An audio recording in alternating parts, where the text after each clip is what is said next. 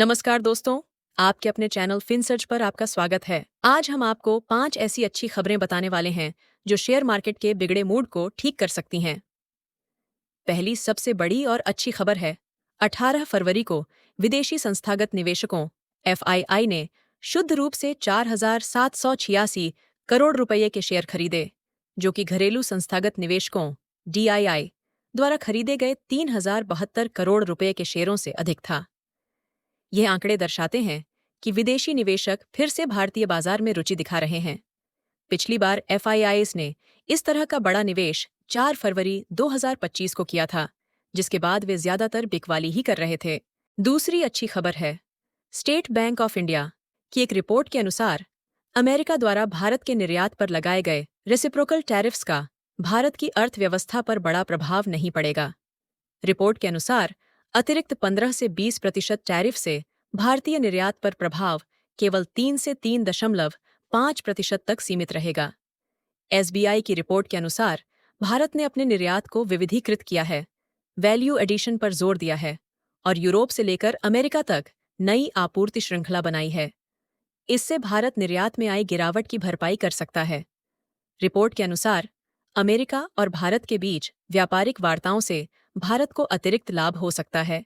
तीसरी अच्छी खबर है, केंद्रीय वित्त मंत्री निर्मला सीतारमण ने सोमवार को कहा था कि सरकार और भारतीय रिजर्व बैंक आरबीआई मिलकर महंगाई पर नियंत्रण करने और आर्थिक वृद्धि को बढ़ावा देने के लिए समन्वय के साथ काम कर रहे हैं। उन्होंने बताया कि महंगाई दर लगभग 4% तक घट गई है, जिससे आरबीआई को 4 साल बाद पहली बार रेपो रेट में 25 बेसिस पॉइंट की कटौती करने में मदद मिली। वित्त मंत्री ने कहा कि आपूर्ति प्रबंधन और मौद्रिक नीति दोनों ही आर्थिक वृद्धि को समर्थन देने के लिए साथ काम कर रहे हैं।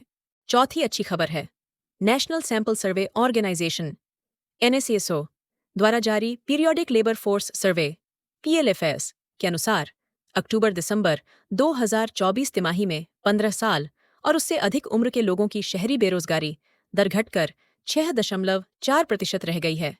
पिछले साल की इसी तिमाही में यह 6.5% थी, यानी इसमें मामूली गिरावट आई है।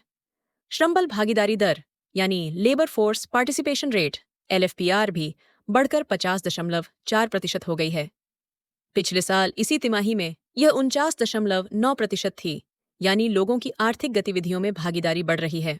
पांचवी अच्छी खबर है, एज&पी ग्लोबल रेटिंग्स ने मंगलवार को कहा कि भारत का वित्तीय प्रदर्शन मजबूत रहा है, खासकर राजस्व और वित्तीय घाटे के लक्ष्यों को पूरा करने में। एजेंसी ने कहा कि वित्त वर्ष 2026 के लिए भारत की वित्तीय रणनीति और लक्ष्यों को लेकर उनकी उम्मीदें केंद्र सरकार के केंद्रीय बजट में किए गए अनुमानों के अनुरूप हैं। लंबी अवधि में केंद्र सरकार का वित्तीय घाटा वित्त वर्ष 27 से 28 तक 4.2% तक कम हो सकता है, जिससे सामान्य सरकारी घाटा भी 7.8% से घटकर 6.8% हो सकता है। बजट में घोषित कर प्रोत्साहनों पर एस&पी ने कहा कि सरकार का उद्देश्य उपभोक्ताओं की क्रय शक्ति बढ़ाना और आर्थिक वृद्धि को गति देना है। एस&पी ने यह भी बताया कि एप्पल अब चीन की बजाय भारत से अपने कई उत्पाद अमेरिका भेजता है, जिससे वैश्विक आपूर्ति श्रृंखला में बदलाव दिख रहा है। अगर आपको यह वीडियो पसंद आया हो तो लाइक, शेयर और कमेंट करना न भूलें और ऐसे ही बिजनेस और स्टॉक मार्केट की खबरों के लिए चैनल को सब्सक्राइब जरूर करें। मिलते हैं अगले वीडियो में, तब तक के लिए नमस्कार। This video is made for educational purpose only. Names and information used in this video are only for educational purposes and should not be considered as investment advice.